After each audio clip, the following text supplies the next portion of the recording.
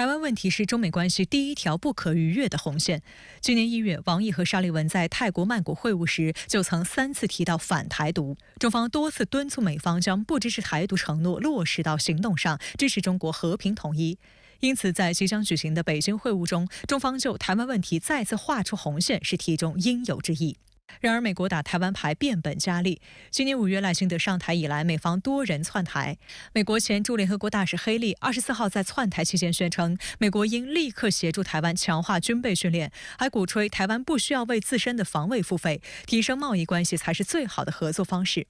但外界注意到，作为特朗普执政时期的美驻联合国大使，黑利在台湾问题上的态度与特朗普明显不同。今年7月，特朗普宣称台湾企业夺走了美国的芯片产业，并要求台当局向美国支付保护费。香港中文大学深圳前海国际事务研究院院长、公共政策学院院长郑永年向深圳卫视表示，尽管美国行政当局一直表示坚持一中政策，但近年来美方蠢蠢欲动，试图突破这一红线。国会与白宫互相利用台湾问题，令台海局势恶化，但中方将坚守底线。台湾是我们的核心利益的核心国家利益的核心，我们这边没有任何的空间在台湾问题上，这是主权问题。对吧？不是利益问题，利益是可以交易的，主权是不可交易。台湾独立了，我们肯定要用武力这个现象，但是我们从来没有放弃过要用和平的方式来统一台湾的问题。深圳卫视还注意到，维护中国企业合法权益也是中方与美方沟通的一大重点。中方多次对美方出口管制、单边制裁等负面涉华政策表达不满，中美也启动了一些有针对性的双边机制进行磋商，但美方仍不断打着各种幌子搞小院高墙，推动脱钩断链。去年10月，美国商务部以支持俄罗斯国防工业基础为由，将42家中国企业列入出口管制清单。今年2月又增加8家中国实体，日前又在扩大实体清单。商务部新闻发言人25号对此回应称，美方做法是典型的单边制裁和长臂管辖，中方敦促美方立即停止错误做法，并将采取必要措施，坚决维护中国企业的合法权益。实际上，近年来中国不断打造反制长臂管辖的法律工具篮子，取得一定成效。今年1月，中方宣布对宇航环境等5家美国军工企业实施制裁。今年4月，中方又对美国通用原子航空系统公司、通用动力陆地系统公司采取反制措施，包括冻结在中国境内的动产、不动产和其他各类财产，以及对高级管理人员不予签发签证、不准入境。今年5月，中国政府还将3家参与对台军售的美国企业列入不可靠实体清单。观察指出，不可靠实体清单机制是中国政府反对单边主义和保护主义的有力工具，有助坚决维护国家核心利益，维护多边贸易体制，推动建设开放型世界经济。据微信公众号宽广太平洋25号发布，外交部美大司负责人表示，中央外办主任与美国总统国家安全事务助理进行战略沟通，是2022年11月中美元首巴厘岛会晤达成的重要共识。此后，王毅主任与沙利文助理分别在维也纳、马耳他和曼谷进行了3轮战略沟通，都是实质性和建设性的，取得了积极成果。这也是美国总统国家安全事务助理时隔8年再次访华，是沙利文助理首次访华，是双方落实两国元首旧金山会晤共识的重要举措。旧金山会晤之后，双方外交、财经、执法、气变团队以及两军保持沟通，两国人民往来也在增加。同时，美国继续对华遏制打压，中方予以坚决反制，中美关系仍处在止跌企稳的关键关口。在上述背景下，王毅主任将同沙利文助理就中美关系敏感问题以及重大国际和地区热点问题深入交换意见。双方将继续探讨中美战略认知问题、国家安全和经济活动之间的边界问题。中方将重点就台湾问题、发展权利以及中国战略安全等表达严重关切，阐明严正立场，提出严肃要求。美大司负责人强调，美方在关税、出口管制、投资审查、单边制裁方面不断采取针对中国的无理举措，严重损害中方正当权益。中方要求美方停止将经贸问题泛政治化和泛安全化。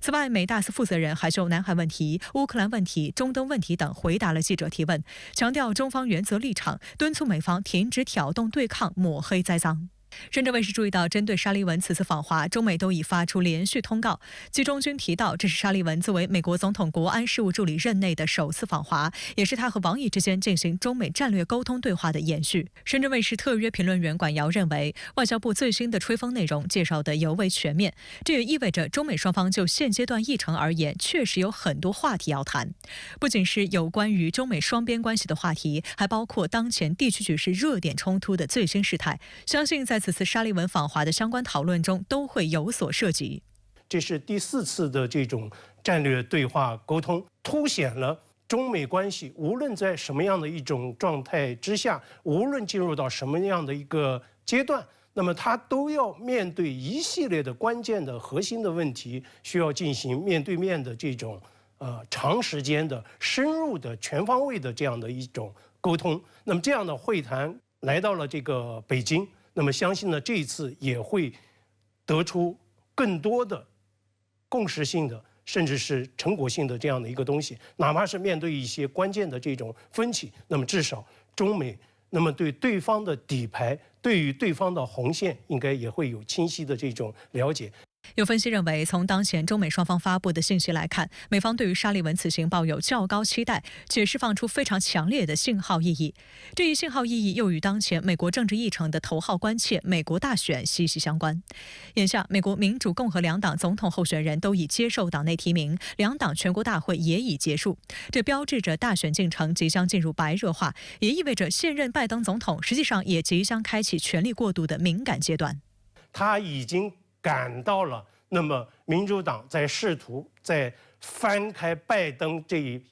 一篇章的这样的一个非常强烈的用意所在。那么拜登现在面对的最大的课题和任务是什么？强化所谓的拜登的政治遗产，这又需要他为此打上非常强烈的所谓的中国印记。因此，我们看到美媒普遍对于沙利文此访，他们的一个最大的关切是希望，那么沙利文像过往的这种战略对话沟通一样，能够就中美元首的面对面的沟通对话做出进一步的这种安排。显然，拜登对此有明确的这个期待。管尧进一步分析，就沙利文本人而言，年龄还不到50岁的他，仍属于美国民主党内的少壮派。对于未来施展政治抱负的空间，他本人及支持者恐怕都持有强烈期待。因此，沙利文作为国安事务助理的首次访华，可被视为一次补课之旅。就现阶段而言，他要做的是进一步来打磨、来擦亮他自身的这样的一个政治履历，而这份政治履历如果缺少了中国足迹，那么对于沙利文来说，这是不完整的。因而从这种意义上来说，沙利文这一次访华也可以看作是一次补课之旅。那么至于这一次访华3天行程，他会交出怎样的一份这样的一个，你说是作业也好，或者是说成绩单也好，恐怕美国包括美国民主党的人士，恐怕也要做出一个非常密切的这样的一个观察。值得一提的是，为落实中美元首会晤精神，美国务卿布林肯在去年6月和今年4月2度访华，不仅与中方外交官员进行了会谈，也受到中方最高领导人会见。相比国务卿一职，在美国政府内，国安事务助理并不是政府的公职，而是总统的私人幕僚，直接对美国总统负责，被认为比其他政府官员更能体会和反映总统意志，同时也能更直接地影响美国总统的对外政策。因此，此次沙利文的访华行程具体会有何种安排，也引发外界高度关注。应中国邀请，美国国家安全顾问沙利文即将访华，那您对此怎么看？这对中美关系有何影响吗？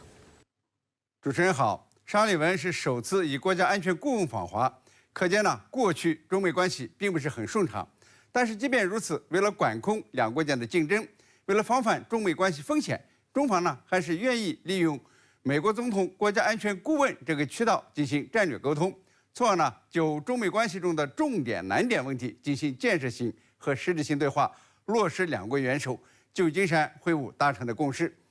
沙利文访华呢，还有一个原因是美国大选出现意外的转折，拜登退选，哈里斯出战。这意味着呢，即便民主党能够获胜，沙利文和布林肯等拜登的安全和外交大将都将退出政府。据说哈里斯已经有这2个位置的人选。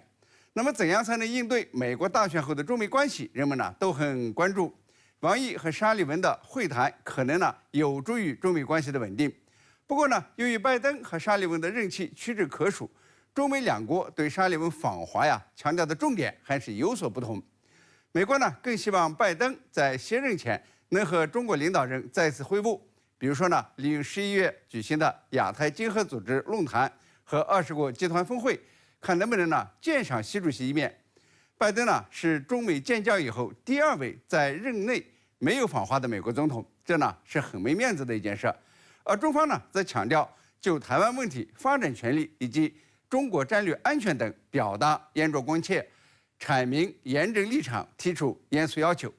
可以看出呢，美方的格局比较小，更多的想为拜登的个人体面做点什么，而中国的格局呢就比较大了，要努力确保中美关系稳定向好。中方对中美关系的判断有一句很重要的话，说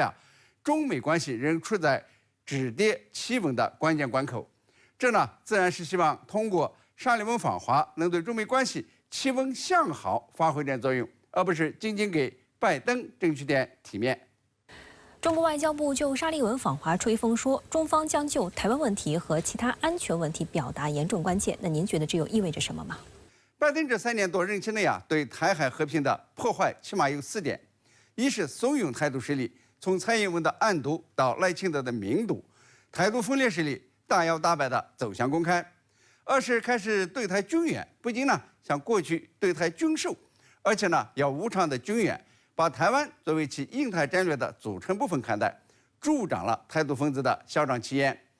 3呢是允许佩洛西等高阶官员窜台，引发台海紧张，而且呢派政府代表团掺和台湾地方选举和救治活动，使得美国及欧洲的政客窜台成了家常便饭，严重违背了不能有官方往来的原则。4呢是美国拉拢盟友对台海进行军事骚扰，把英国、加拿大、法国、德国都给拉进来，以所谓的自由航行来让军舰穿越台湾海峡，还试图呢把日本、韩国、澳大利亚、菲律宾等国撮合起来，形成对台湾的南北夹击态势，试图把台湾问题国际化。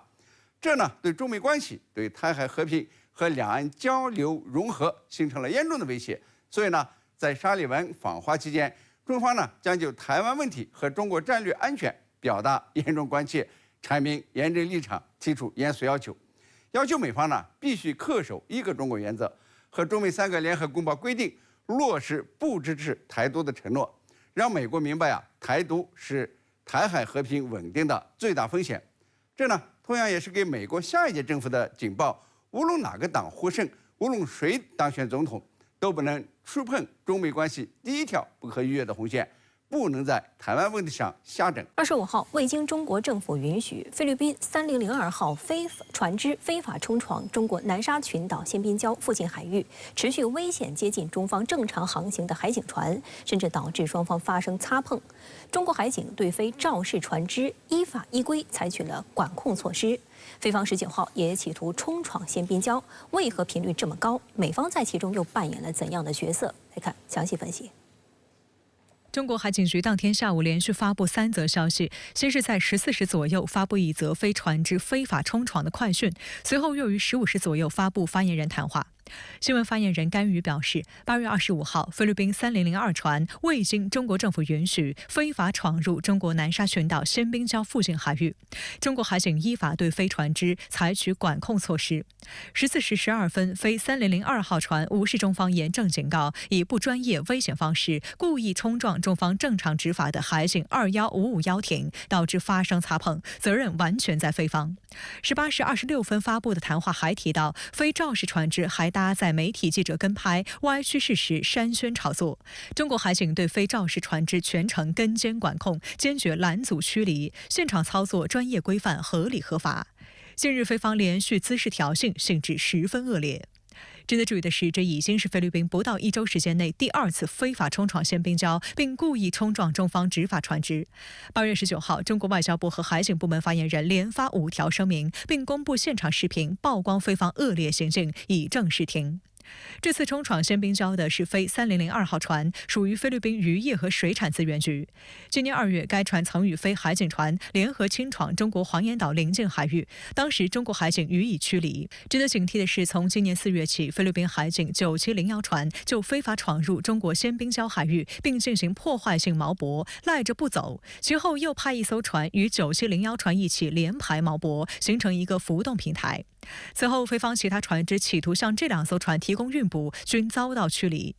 值得一提的是，与仁爱礁坐滩的马德雷山号是一艘2战时服役的破旧军舰不同，非海警9701船是其最新入列的舰艇，是非海警吨位最大、现代化程度最高的巡逻舰，由日本2018年免费援助。中国人民大学重阳金融研究院高级研究员周荣告诉深圳卫视，菲方企图复制仁爱礁模式的意图十分明显，不断挑衅的目的是企图制造既定事实。那么在宪兵礁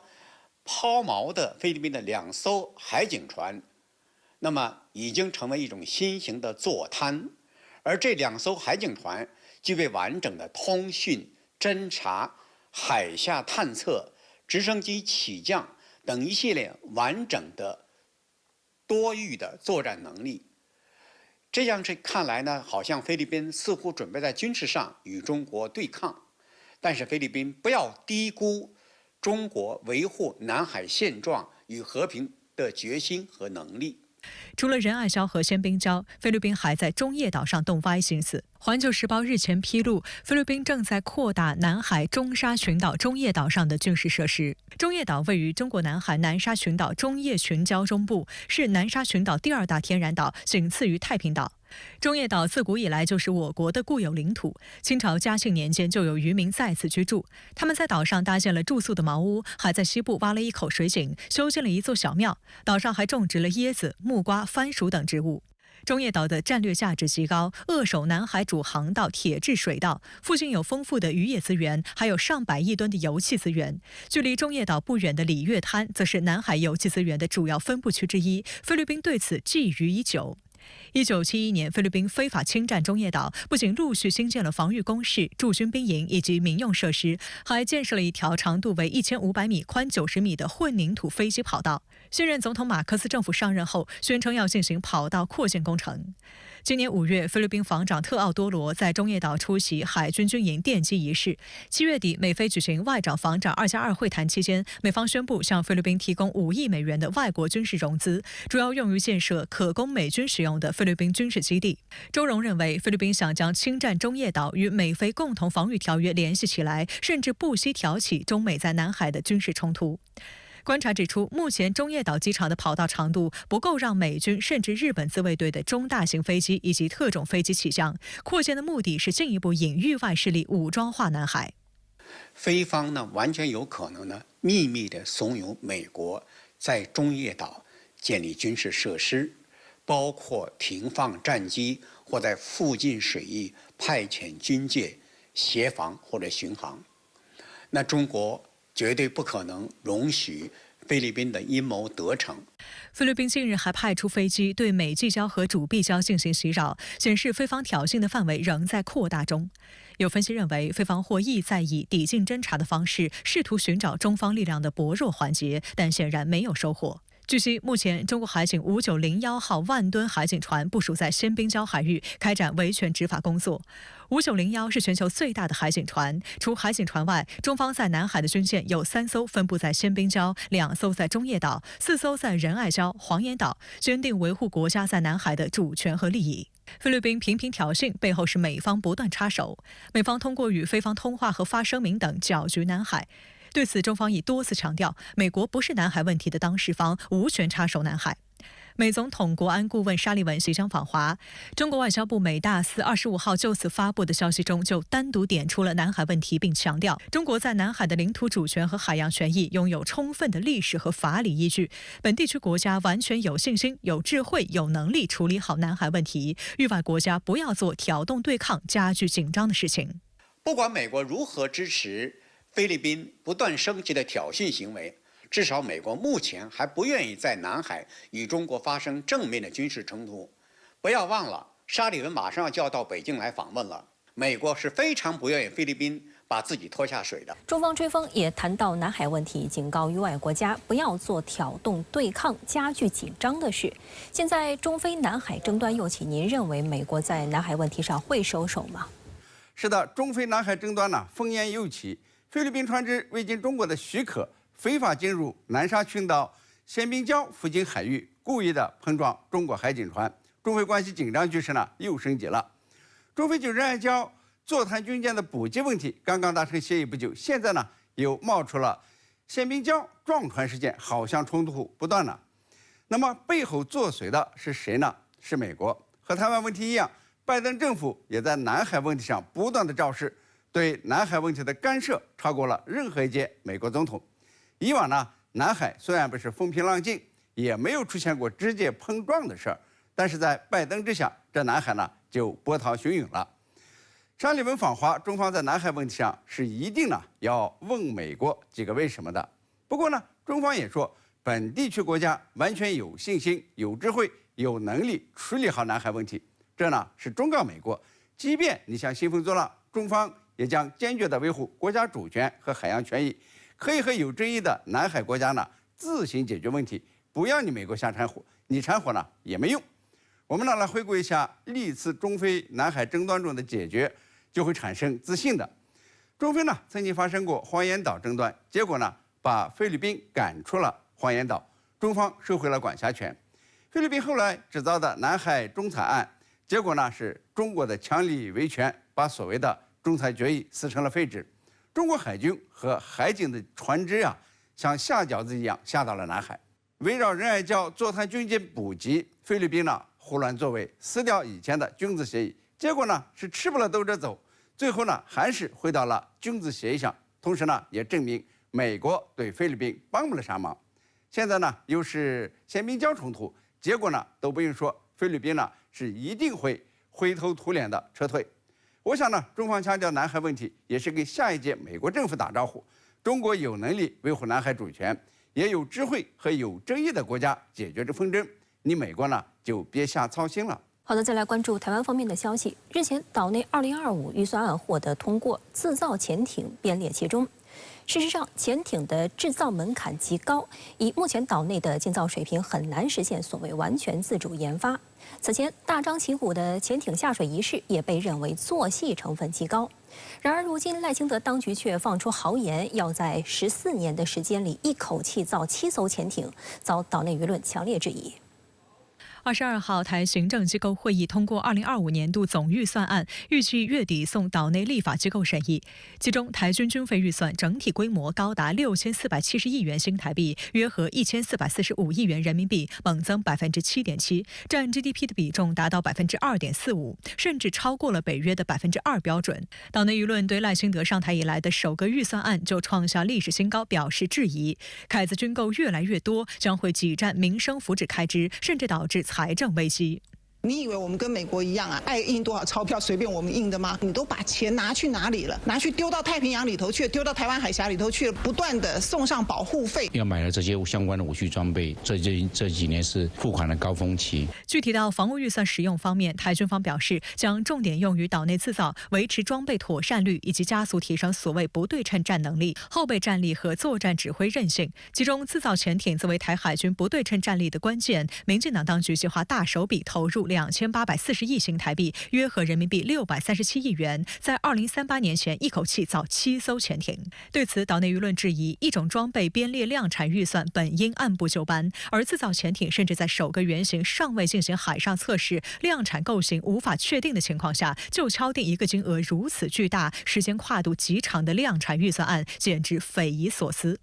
分析指出，这种计划的出炉很大程度上是为了讨好赖清德。今年3月，当时尚未就任的赖清德陪同蔡英文秘密视察了下水不久的首艘原型艇海鲲号。在听取相关简报后，赖当即拍板表示支持后续7艘潜艇直接量产。而当时海鲲甚至都还没有进行任何主要的海上测试。究竟是为了厂商的利益，费用太高。我们建一艘海空号等于人家美国的一艘核子潜舰的费用，那这个费用到底到哪里去？如果连厂方自己都还没有实验过，你就跟他买7艘，你如果说今天去买车，你会不会这样子买？对呀。第一次的海试是由厂方来做海试，第2次以后才慢慢厂方海试都没有问题了，才交建海试，这时候海军再来接收。所以这东西有一个过程的，你最起码你厂商先测试过。目前台军现役主力潜艇为上世纪80年代服役的由荷兰建造的2艘海龙级潜艇。岛内野心勃勃的潜艇制造始于2014年。2016年7月上台不久的蔡英文当局全面启动台舰制造计划，其中就包括潜艇制造。2020年11月，台船为高雄造船厂为首艘自制柴电潜艇海鲲号举行开工仪式，意味着正式进入建造阶段。2023年9月，海鲲号就宣称即将展开泊港测试，此后却屡屡传出潜望镜没有到货、电瓶始终还没充电的消息。据悉，该艇获取关键配件光电潜望镜后，正在进行后续验证工作，可能将于9月份进行海试，最快2025年交付。公开资料显示，海鲲号排水量约2500吨，长70米，宽8米，主要武器系统为18枚美制 Mk48重型鱼雷。海鲲号下水虽然标志着台湾潜艇制造取得重大进展，但对于其未来前景，外界并不看好。首先，海鲲号尚未采用 AIP 系统、锂电池、消声瓦等国际主流柴电潜艇搭载的先进技术，暴露出台湾缺乏自产设备集成的重大短板。事实上来讲，如果说未来海鲲号它如果说经过测试发现，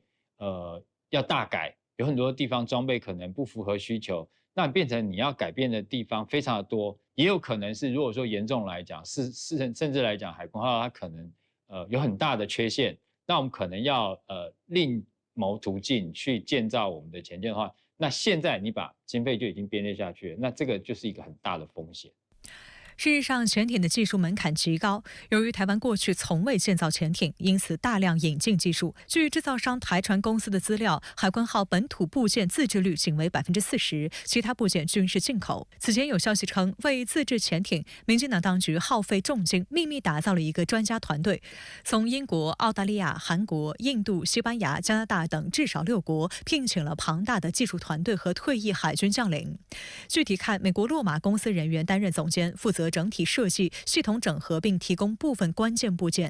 英韩等国人员协助开展设计并提供技术支持。如英国 GL 公司人员负责潜艇第1阶段部分设计工作。此外，韩国的公司提供潜艇耐压壳焊接和组装技术等。值得注意的是，今年1月，韩国警方表示，韩国大宇造船海洋公司的2名前员工因涉嫌将内部技术外流，应用于台湾首艘自造潜艇海鲲号上，已被警方逮捕。韩国防卫事业厅也强调，未曾许可向台湾输出潜艇相关技术。有分析指出，台军潜艇的所谓自主建造完全是自欺欺人。若要真正形成作战能力，如何将这些杂牌的技术有机整合，解决技术上的兼容性，保证其安全性和可用性，这些难题恐怕难以解决。与此同时，受国际形势及供应商出口限制变化的不确定影响，后续艇可能会因装备货源问题导致建造延误。现在台湾要推动自制潜舰，当然没有以往的经验，然后没有建造不管舰体或者是说生产舰上装备，那这些经验都没有，技术也都没有。台海鲲号潜艇尚未开始海试，就开始核定量产预算案，明显是外行领导内行。那赖清德当局到底在急什么呢？台湾当局如此着急忙慌地编列7艘量产潜艇预算案，而且总额高达2840亿元新台币啊，折合近630亿元人民币，表明其对于获得潜艇的心情呢迫不及待。在台当局看来啊，潜艇是以武拒统的利器，所以呢越快装备越好，数量越多越好。但是呢这种心理啊，反而可能给台湾地区制造潜艇带来很多问题。潜艇是一种技术复杂程度非常高的海军装备，台湾地区过去数十年从未有过设计和建造潜艇的经验和实力，只是近几年才开始设计和建造啊。但是台当局所称的台湾地区无力自主解决的红区设备，也就是包括潜艇作战指挥系统、声纳系统、潜望镜、柴油机、鱼雷、潜射导弹等在内的几乎所有关键子系统和武器系统都要依靠外援。如此一来呢，台湾所谓的自造潜艇只是造个外壳而已。实际上呢，这个外壳造的也不够好，因为潜艇的外壳呢，对钢板强度、建造工艺的要求呢非常之高，因为这关系到潜艇的下潜深度、使用安全性、水下噪声等一系列性能啊。而从海鲲号的艇体、指挥台尾壳表面上各种凹凸不平的情况就能看出，台湾地区在潜艇耐压壳体制造工艺方面明显不过关啊。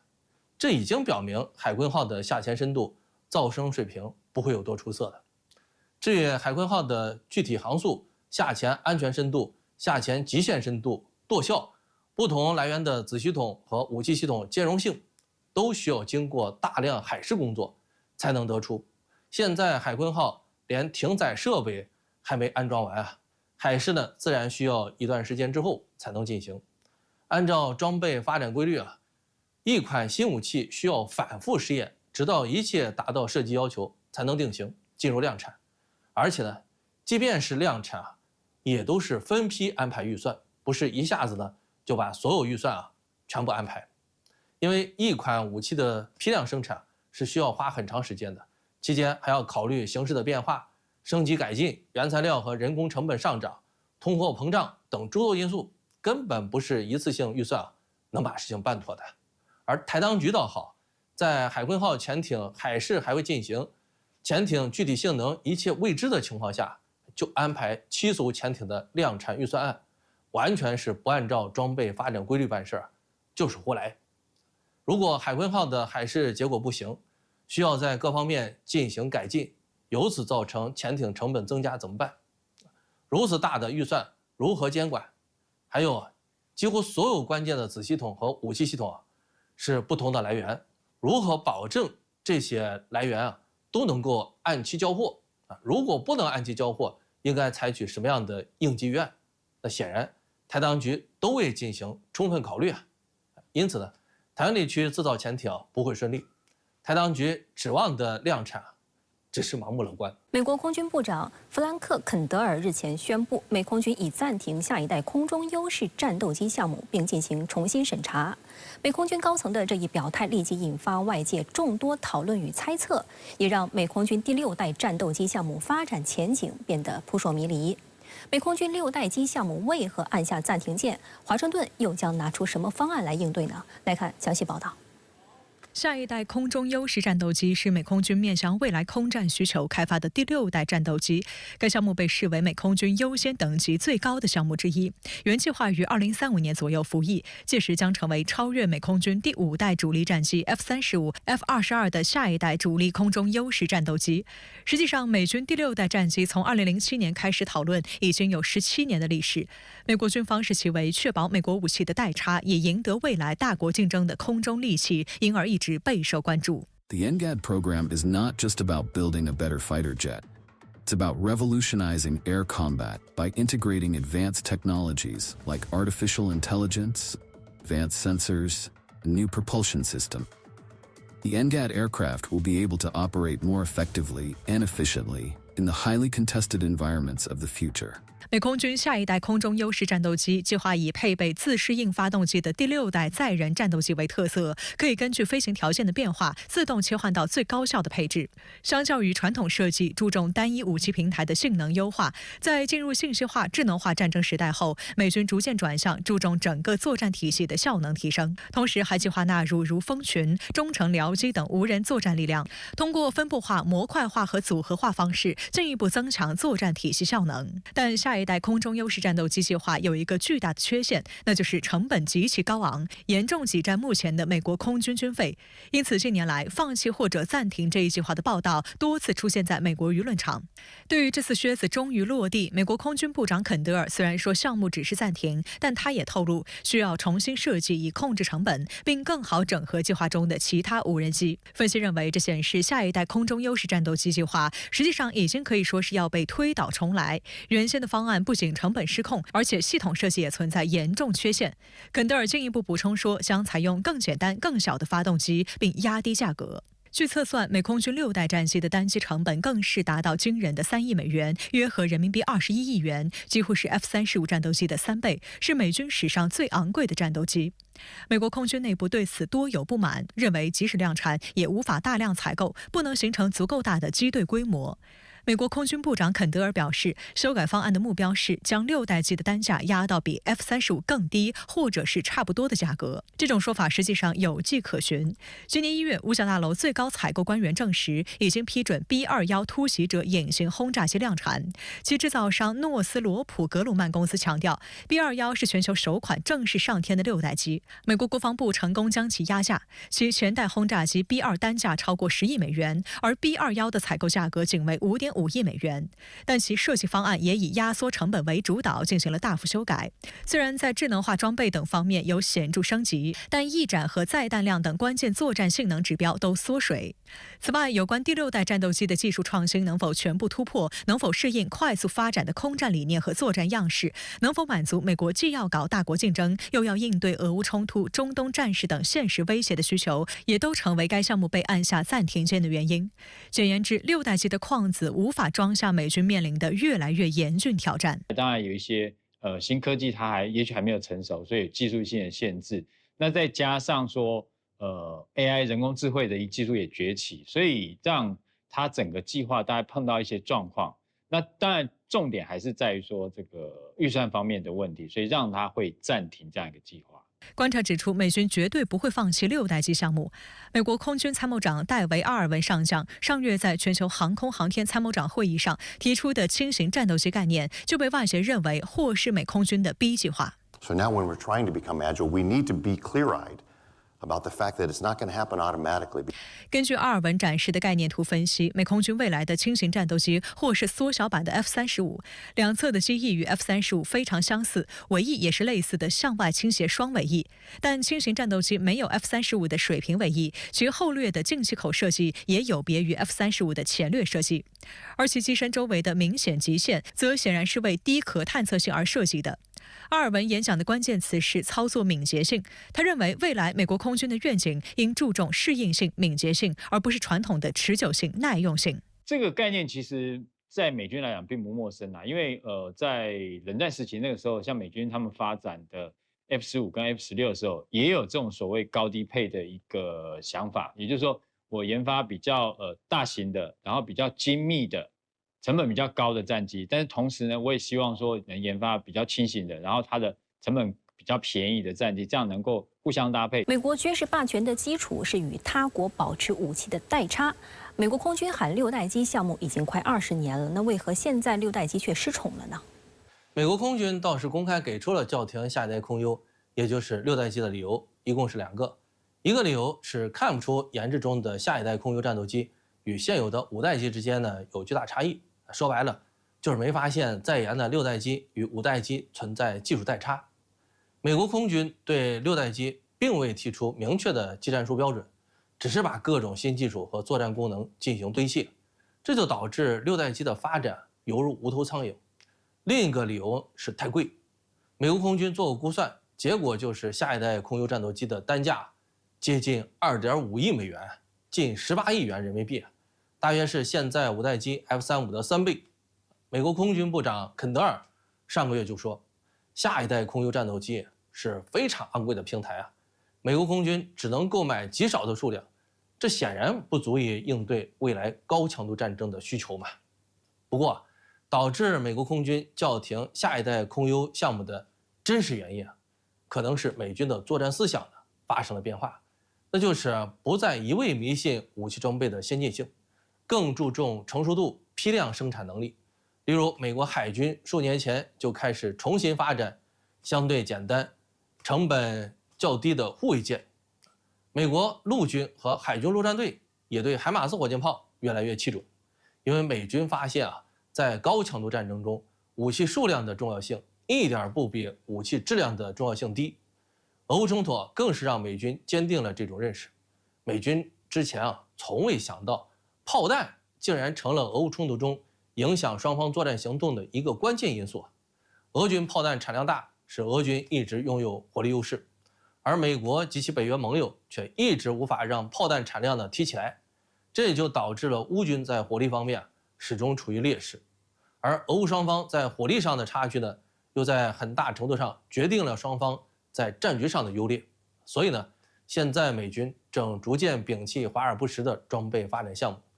注重技术堆砌、价格昂贵的下一代空优呢，自然也就失宠了，于是呢被叫停。不过，美国空军叫停下一代空优，并不意味其不发展6代机了，而是重新梳理6代机的发展思路，让6代机的技战术标准变得清晰，成本大幅下降。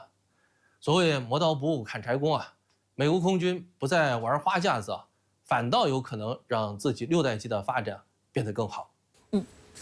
大家都知道，5代机的标志是隐身技术。实际上，隐身战机也是直到近些年才被大规模量产的。那么，6代机的标志到底是什么呢？石先生，6代机的一些技术用在现有5代机上是一种比较务实的做法，可行性呢也没什么问题。在世界范围内，类似的做法比比皆是。例如，现在所谓的4代半战斗机，其实就是把一些5代机的核心技术应用在4代机上。包括5代机的雷达和航电系统、电子战系统、武器系统、隐身涂层技术等，从而让4代机的性能有了大幅提升就成了所谓的4代半但是呢，我没有提6代机的核心技术应用于5代机，因为现在全世界范围内都没有对6代机的战术和技术标准有明确的表述既然如此，又何谈哪些是6代机的核心技术呢？像信息技术在5代机上就是重要的要求，人工智能技术也就是 AI 技术，在其发展之后也一直呢在军上得到应用不光是5代机4代机和4代半战斗机都在应用 AI 技术，隐身、超声速巡航、超机动，5代机就已经实现了。那么6代机的标准到底是什么呢？不知道所以虽然6代机在这些年属于高频词汇，大家呢都说6代机比5代机先进，这我也承认，因为这就是一句有用的废话。不比5代机先进，怎么能叫6代机但还是前面那个问题，6代机的标准是什么？马上呢就都说不清了。实际上呢，这也可以看出战斗机发展到第5代之后，遇到了一个明显的瓶颈。各国目前对6代机仍处于探索阶段。美国空军参谋长阿尔文上将在介绍轻型战斗机概念时专门强调，他展示的并不是已经成为正式方案的新一代战机，只是概念性的。在我看来阿尔文的这个轻型机概念呢，估计是大忽悠，也就是呢想把其他国家的6代机研发方向带偏。从美国空军的实际需求来看轻型机是明显满足不了需求的。更重要的是，一个国家武器的发展必须适应于这个国家的军事战略，而美国的战略呢，现在是所谓的大国竞争美国的战略重点呢转向了广阔的印太地区，这就使美国空军对战机的航程、作战半径、武器挂载能力等方面的要求有增无减，而轻型机根本达不到要求因此不管美国空军怎么做 PPT， 但其今后真正发展出来并实现列装的6代机应该还是重型机。